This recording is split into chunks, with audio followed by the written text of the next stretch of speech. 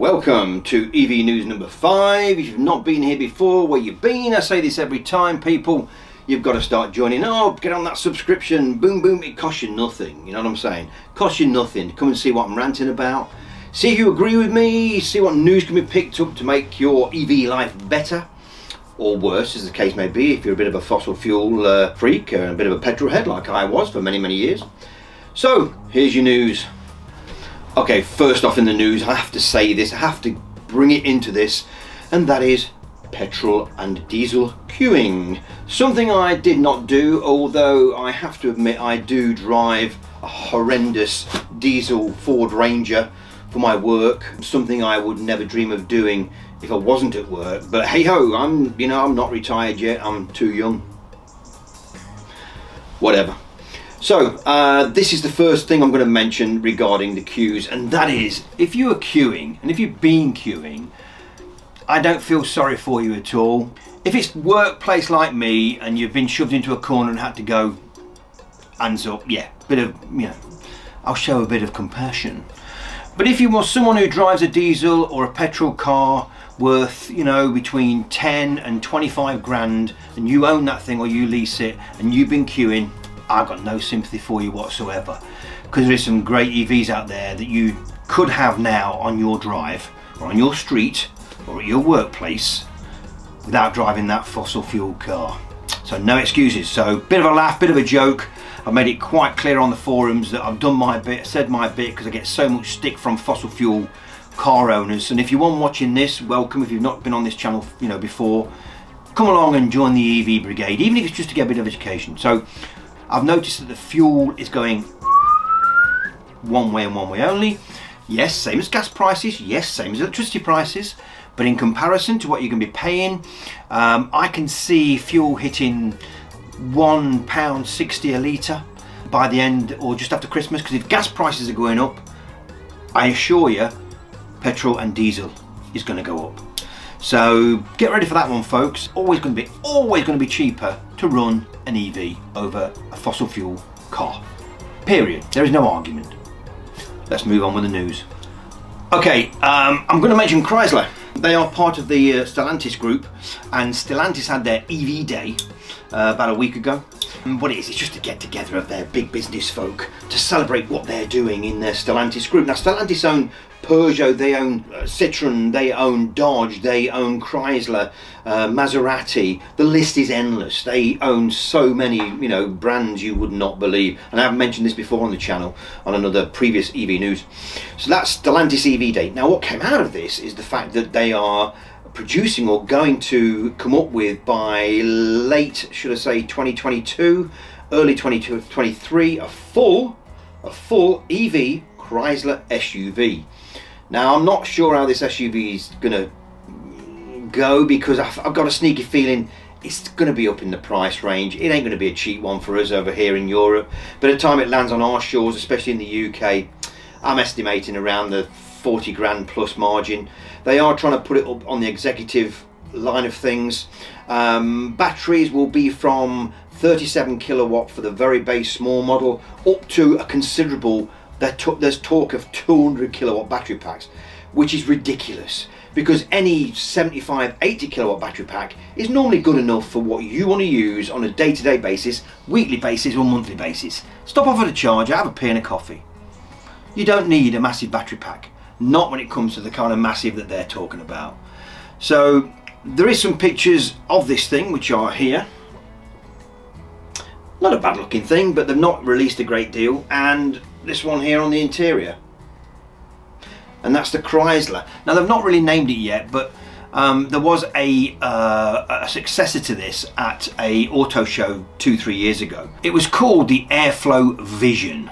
Not a very great name, but they might not go that route. It's going to be an SUV. They all look the same, as you can see from the pictures. It's not a great deal of difference. Very slender on the front with the lights going round. The typical Chrysler cylinder grille now. They've dropped that big chrome thing that the 300 used to have. Them days are gone. They're old fossil fuel days. Things are changing. So that's the Stellantis group.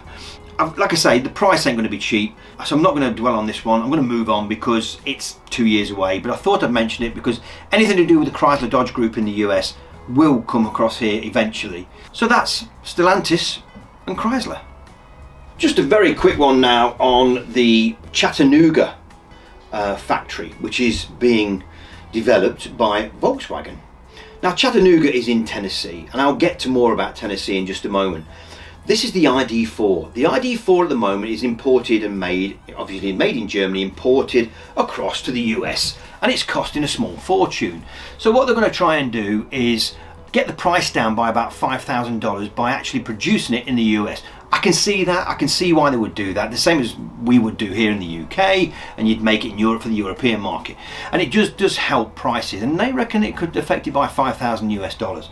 So that would be a cheaper EV for the US market from the Germans.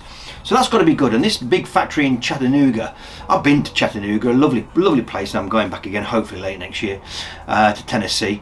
But Tennessee, wow, even if we move off the Volkswagen thing, it's becoming the auto capital of the USA, because there's already Nissan there, massive factory, and with these moving in as well, Volkswagen, and it's going to be quite a big complex. And so, yeah, I do believe it will become the new Detroit, the new Michigan, without a doubt. And that brings me on to the next EV news. Okay, next in the news. Now this is a bit of a belated news. This happened around 5 days ago, but this is the first time I've done an EV news, so I apologise if you've been waiting for it. The Blue Oval City. Now, the Blue Oval City is Ford's project of a production facility purely electric. No fossil fuel vehicles whatsoever from this production plant. It is totally electric only. And may I add, by the time this plant gets up and running and is in full production, most of the fossil fuel production that is now will have ended with Ford in the US. So don't expect fossil fuel car from Ford after about 2025. It ain't gonna happen, folks. 2026, definitely not. They won't make a fossil fuel car. They'll start phasing them things out now, which is great news. So this big Blue Oval City factory, production facility, whatever you want to call it, is, like I say, based over 6 square miles of land. They've already bought the land, it's already under contract. They're spending around 5.4 billion US dollars on this. They're not the only ones investing. There is a battery company, I believe they're Chinese, who are investing around the same money, because they will be making the batteries. So everything will be made there. Now they're doing this because, think what Tesla have done. Tesla have their own battery facility, and over the last year to 2 years, they've not had a shortage of anything or a lot of stuff, because they make their own.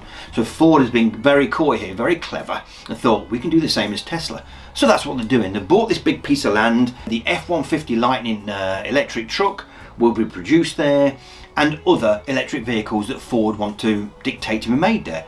So again, Tennessee, the jobs that's going to be created, they reckon there's going to be about 5,000 to 6,000 jobs created, a couple of thousand jobs in the construction industry actually making the plant. So well done, Ford. You know, what we're going to get Ford UK to do over here is very, very minimal. I can't see it. I think their investment is going to be heavily made in the US, which is a great shame.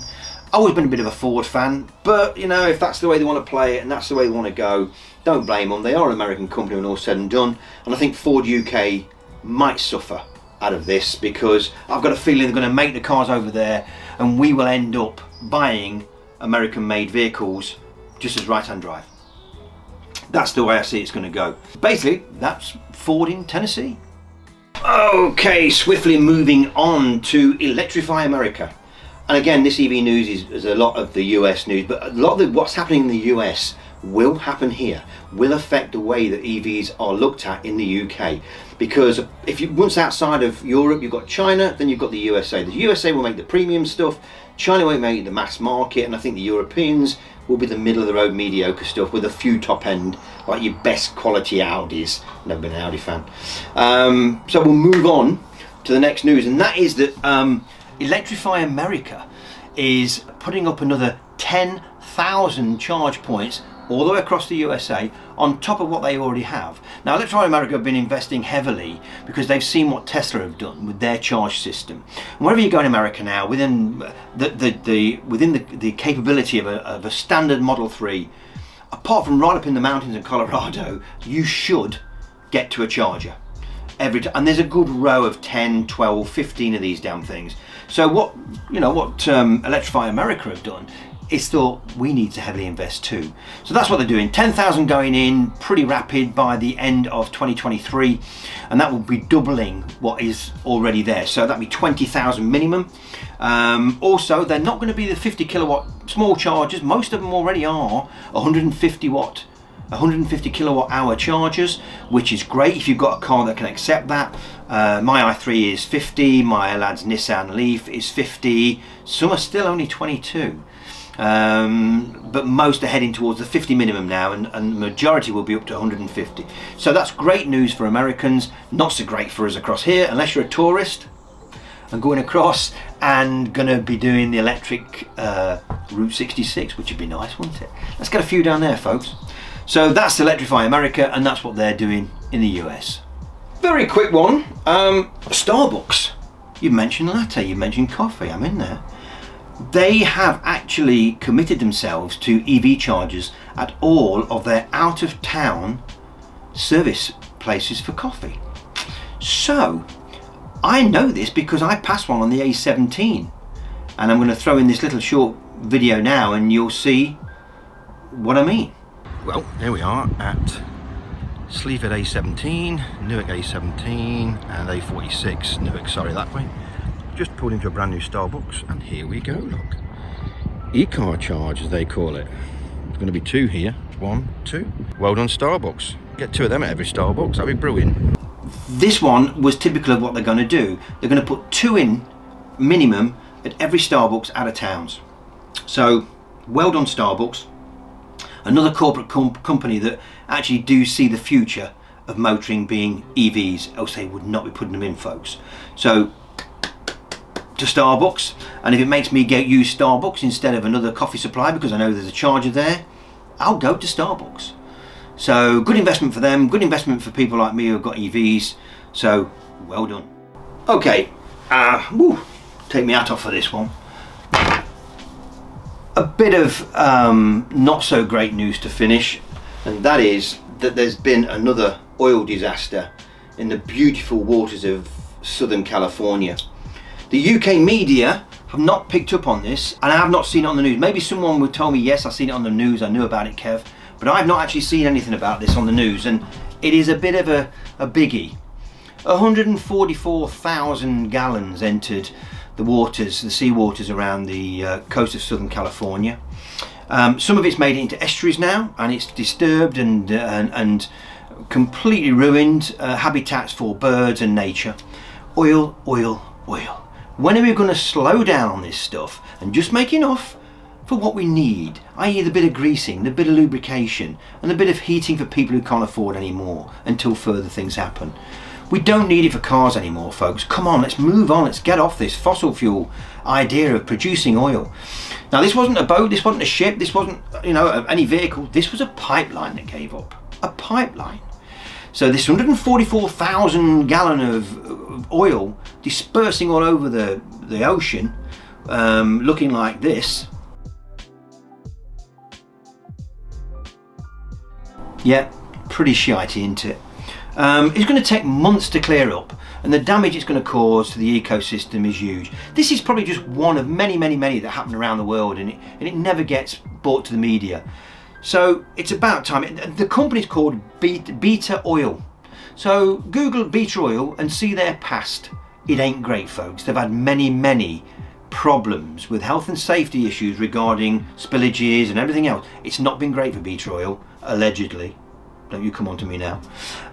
So not great, but it surprises me just how many people in the UK wouldn't know that's even happened.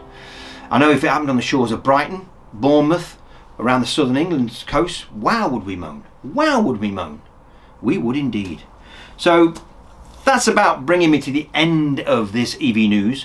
If you've got anything that I don't know, put it on the comments below, add to what we've said. Let's have a bit of discussion about this. I'd love to get your thoughts. Please subscribe. This is number 5 of EV news. Another one will be within 14 days, I promise.